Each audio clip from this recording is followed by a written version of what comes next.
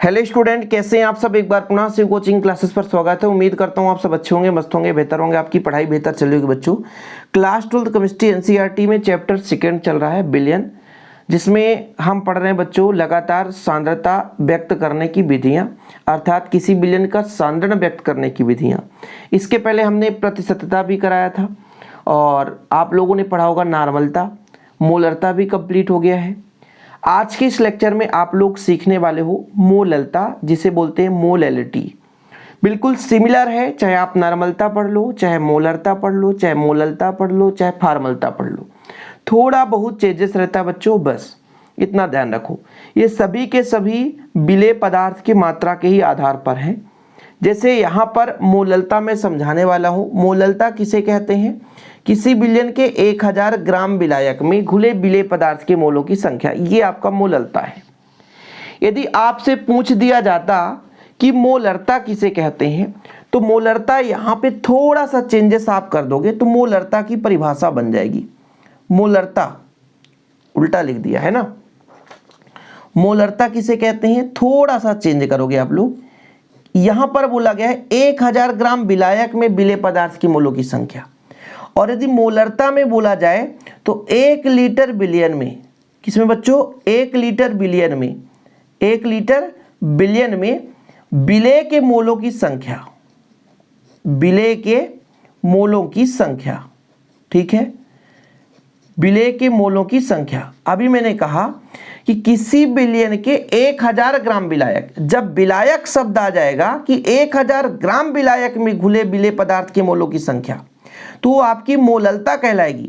वहीं पे आ जाएगा 1 लीटर बिलियन में, या इसके जगह आप 1000 मिलीलीटर बिलियन भी कह सकते हो। जैसे यहां पर आपने 1000 ग्राम विलायक, चाहे 1 किलोग्राम बोल सकते थे आप, 1 किलोग्राम विलायक में घुले विलेय पदार्थ के मोलों की संख्या, वो आपकी बच्चों मोललता कहलाती है, मोलैलिटी जिसे बोलते हैं। और मोलरता कब कहलाएगा? 1 लीटर बिलियन में या 1000 मिलीलीटर बिलियन में विलेय पदार्थ के मोलों की संख्या मोलरता कहलाती है। दोनों में डिफरेंस क्लियर है ना, मोलरता मोललता में, नहीं तो कंफ्यूजन क्रिएट हो जाता, कभी भी क्लियर नहीं हो पाता। अब बच्चों थोड़ा सा समझिएगा, बिलियन हमारा 2 भागों से मिलकर बना होता है। एक तो आपका विलेय और दूसरा हमारा विलायक। अब इस पूरे बिलियन में इस विलेय के आधार पर सांद्रण को व्यक्त किया जाता है। विलेय का ही पूरा खेल खेला है। जैसे सांद्रण व्यक्त करने की विधियां हैं, कुल मिलाकर की ये सांद्रता से ही हम इसे व्यक्त कर सकते हैं। सांद्रता है क्या चीज? किसी बिलियन के एक निश्चित आयतन में कितना विलेय पदार्थ मिला है, वो उसकी सांद्रता को निर्धारित करता है। जैसे आप लोगों ने पढ़ा कि भाई साहब, एक हमारे पास पात्र है, इसमें आपके पास 1 लीटर पानी है, H2O है। इसमें यदि आप 5 ग्राम शक्कर डाल दो, 5 ग्राम शक्कर डाल दिया आपने, ठीक है, और वहीं पे फिर से 1 लीटर पात्र में, मतलब 1 लीटर पानी में आपने 200 ग्राम शक्कर डाल दिया, 200 ग्राम आपने शक्कर डाल दिया। अब किसकी सांद्रता अधिक होगी? जिसमें विलेय पदार्थ की मात्रा अधिक है। तो कुल मिलाकर के विलेय पदार्थ के ही आधार पर पूरा सांद्रण का खेला खेल जाता है। ठीक है बच्चों, यानी किसी भी बिलियन की जो सांद्रता है वो विलेय पदार्थ की मात्रा पर डिपेंड करती है, और उसी को व्यक्त करने के लिए बोला गया कि यदि 1000 ग्राम विलायक ले लिया हमने, मतलब पानी 1 किलोग्राम, अर्थात 1000 ग्राम हमारे पास पानी है, और उसमें हम विलेय पदार्थ की मोल की संख्या मिला दें तो वो हमारी मोललता कहलाती है। मोल की संख्या कैसे निकाली जाती है बच्चों? मोल की संख्या कैसे निकाली जाती है बताइए जरा। मोल की संख्या कैसे निकाली जाती है? जिस भी पदार्थ का निकालना है बच्चों, उस पदार्थ की मात्रा पता होनी चाहिए। पदार्थ की मात्रा बटे पदार्थ का अणुभार, पदार्थ का अणुभार, ये हमारे पास पता हो तो आप मोल की संख्या निकाल सकते हैं। पदार्थ की मात्रा बटे पदार्थ का अणुभार, यानी किसी पदार्थ की यदि मोल की संख्या निकालनी है तो पदार्थ की मात्रा पता होनी चाहिए और पदार्थ का अणुभार। अब इससे आप अभी के अभी फार्मूला तैयार करोगे तो फिर कैसे तैयार करोगे भाई? मोलरता का फार्मूला हमको तैयार करना ही है, रट्टा तो मारना नहीं है, हमको तैयार करना है। बोल के क्या रखा है? किसी विलयन के 1000 ग्राम विलायक में, यानी 1000 ग्राम विलायक है, उसमें विलेय पदार्थ के मोलों की संख्या, यानी ऊपर आपका रहेगा विलेय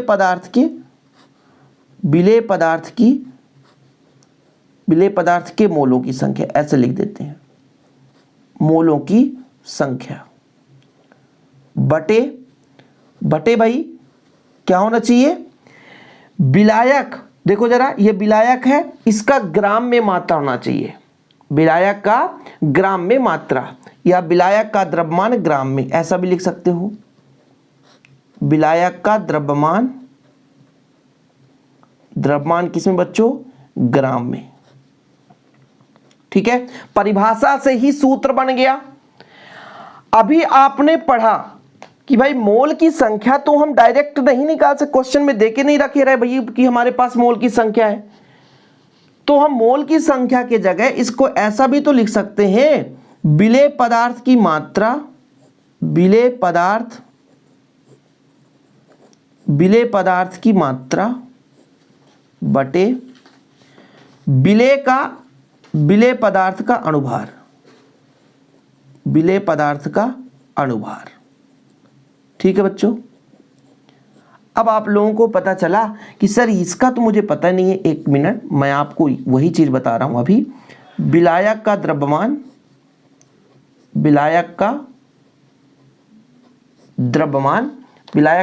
किस में हो जाएगा बच्चों?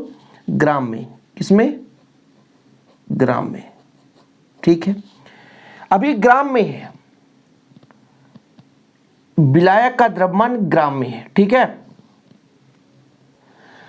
अब इतना यदि आपसे क्लियर हो गया तो इस पर मैं थोड़ा सा सुधार करूंगा जिससे आपको रटना भी नहीं पड़ेगा। जैसे आप लोगों ने पढ़ा मोलरता को, मोलरता यदि आप लोग पढ़े भैया तभी आप इसको क्लियर कर पाएंगे। जैसे देखिए, मोलरता कहलाता क्या है? 1 लीटर विलयन में, मोलरता कहलाता है 1 लीटर विलयन में उपस्थित, 1 लीटर में विलेय की मोल की संख्या, विलेय की मोल की संख्या है, मोल की संख्या। ठीक है, अब यदि हम मोलरता कहेंगे तो आप मोलरता ऐसे कह सकते हो 1 किलोग्राम विलायक में, 1 किलोग्राम विलायक में, लेकिन हम किलोग्राम ना लेकर ग्राम लिखे हैं। अच्छा, जब ग्राम है बच्चों, जैसे ग्राम है, इसको किलोग्राम में बदलना है तो 1000 का भाग देना पड़ेगा। जब हम इसमें 1000 का भाग देंगे तो यहां पर ऊपर गुणा करना पड़ेगा, नीचे भाग देंगे तो भाई साहब ये ऑलरेडी ऊपर चला जाएगा, इसलिए यहां पर 1 की जगह 1000 हो जाएगा। ये आप लोगों के मन में बहुत ज्यादा क्रिएट हो रहा होगा कि कहां से गया सर, यही तो दिक्कत है ना कि भाई साहब हमारे पास ये विलायक का जो द्रव्यमान है, विलायक का जो द्रव्यमान ग्राम में है, ये हम जिस प्रकार से 1 लीटर विलयन में हम विलेय पदार्थ की मोल की संख्या को मोलरता कहते हैं, उसी प्रकार विलयन के 1000 ग्राम यदि इसके जगह हम 1 किलोग्राम बोले तब सेटिस्फाइड होगा मोलरता की, जैसे कि 1 किलोग्राम विलायक में, तो 1 किलोग्राम को हम जब ने ग्राम में बदल दिया भाई साहब तो हम यहां पर 1000 का गुणा करना पड़ेगा। तो ये हमारा फार्मूला सेट हो जाता है। मोलरता को स्मॉल m से दर्शाते हैं, विलेय पदार्थ की मात्रा को हमेशा WB से, और ये विलेय पदार्थ का अणुभार है। ठीक है, तो इसको हम MB से दर्शाते हैं, और गुणा आपका 1000 है, और विलायक का द्रव्यमान है ग्राम में, तो विलायक को हम W, ठीक है, और इसको A से दर्शाएंगे। ये अब ABCD का कंसेप्ट कहां से आ गया सर? इसमें भी कंफ्यूजन क्रिएट हो गया। हर एक में तो कंफ्यूजन रहता है, इसलिए तो आप पढ़ने आते हो। कंफ्यूजन ना रहे तो पढ़ाई क्यों करोगे भाई साहब? तो यहां पर फिर से मैं बिलियन पर चलूंगा, बिलियन 2 घटकों से मिलकर बना होता है, एक आपका विलेय और दूसरा आपका विलायक। विलेय को हम B से, विलायक को A से, इसके द्रव्यमान को MA, वेट को, वजन को MB, और वेट को हम WB से दर्शाएंगे। यहां पर यदि हम वेट को तो WA से दर्शाएंगे और बच्चों द्रव्यमान को तो MA से दर्शाएंगे। तो ये हमने विलायक के लिए B का प्रयोग किया, तो वेट WB, द्रव्यमान MB, इसका बेटनी मात्रा WA, द्रव्यमान MA। तो भैया हमने विलायक शब्द का प्रयोग किया, देख सकते हो आप लोग 1000 ग्राम विलायक में, तो विलायक का द्रव्यमान ग्राम में है तो WA हमने यूज किया है। तो ये आपको कंफ्यूजन नहीं होगी कि ये कहाँ कहाँ से आ गया। ये भैया WB क्या है, WB क्या है, विलेय पदार्थ की मात्रा, ठीक है। ये MB क्या है, विलेय का अणुभार, विलेय का अणुभार, ठीक है। इसके बाद बच्चों आपके पास यहां पर WA है, वो विलायक का द्रव्यमान है, उसे ग्राम में मात्रा हम कह सकते हैं तो अच्छा रहेगा, क्योंकि यहाँ पे द्रव्यमान आप आणविक द्रव्यमान मान लोगे तो विलायक की मात्रा आप कह सकते हो, ठीक है। ये ग्राम में आ गया तो ग्राम में तो आपका अणुभार होता ही नहीं है, सिंपल है, ठीक है बच्चों। अब हम पढ़ेंगे न्यूमेरिकल क्वेश्चन, जो कि आप लोगों के सिलेबस में रहता है और आंकिक क्वेश्चन पूछा जाता है, इसलिए आंकिक क्वेश्चन पढ़ना बहुत जरूरी होता है। क्वेश्चन देखिए, 2.82 ग्राम ग्लूकोज को 30 ग्राम जल में विलय किया गया है। चलो भाई, यहां पर H2O विलायक की मात्रा देके रखा है, इस आधार पर विलयन की मोललता ज्ञात कीजिए। चलिए, विलय की मात्रा आपको देके रखा है, ग्लूकोज C6H12O6 की मात्रा, विलय की मात्रा को हम WB से दर्शाते हैं। आप लोगों को अब संशय नहीं होना चाहिए, 2.82 ग्राम है, ठीक है। विलायक की मात्रा मतलब WA बराबर देके रखा है, WA बराबर 30 ग्राम है, WA बराबर 30 ग्राम, यानी विलायक की मात्रा, ठीक है। आपसे यदि पूछा जाए C6H12O6 का अणुभार निकालो, अणुभार, तो कैसे निकालोगे? एक कार्बन का 12 होता है तो 12 6 72, एक हाइड्रोजन का 1 होता है तो 12 1 कम 12, ऑक्सीजन का 16 होता है, 16 6 96, यानी टोटल करोगे तो आपका आएगा 180। और इसका संयोजकता आपको ज़्यादा परेशान होने की जरूरत है ही नहीं, संयोजकता निकालना नहीं है, तो हमारे पास ये निकल कर आ गया है, विलेय है तो MB का मान निकल कर आ गया है। नॉर्मलिटी निकालना है बच्चों, नॉर्मलिटी नहीं निकालनी है, मोलरिटी निकालना है, स्मॉल m का मान निकालना है। तो क्या होता है, WB बटा MB गुणे 1000 बटा WA, ठीक है। WB का मान कितना है, 2.82 बटा 180 गुणे 1000 बटा 30। इसको कैलकुलेशन करना है आप सभी को, ठीक है। 0 से 0, 0 से 0, 2 से काटो 9 दूना 18, 2 से काटो 2 पंचा 10, ठीक है। फिर कितना बचेगा, कट पिट रहा है क्या, 3 से कट रहा है, ये आपका 3 से तो नहीं कट रहा है भाई, कट सकता है तो काट दो, 3 नमा 27, 3 नमा 27, 3 चौको 12, ठीक है। आगे कितना आ जाएगा, 5 चौको 20 की 0, 5 निया 45, 45 2 47 बटा 9, 9 पना 45, फिर आपका बचेगा तो 9 दूना 18। ये आपका कैलकुलेशन में आंसर आ गया, ठीक है। पहला क्वेश्चन कंप्लीट है, आसानी से बनेगा, कोई दिक्कत तो नहीं होगी भाई। क्वेश्चन को पहले बारीकी से समझें, इसके बाद उसको सॉल्व करें, तो कोई भी प्रश्न आपको कठिन नहीं लगेगा।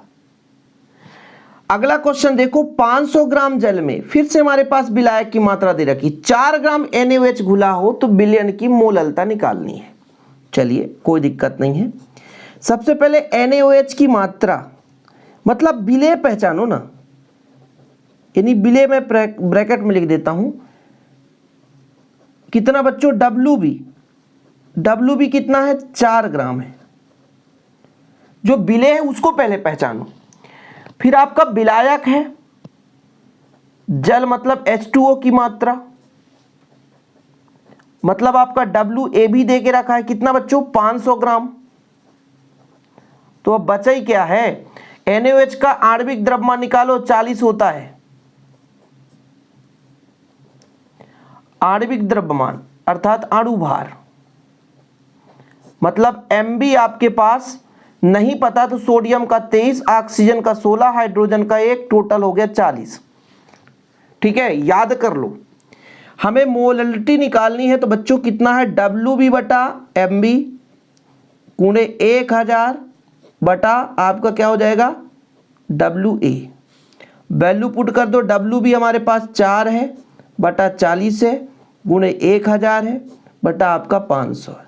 500 दूना हो जाएगा, 4 दाहम 40 हो जाएगा, 2 बटा 10 आएगा, 0.2 आ जाएगा।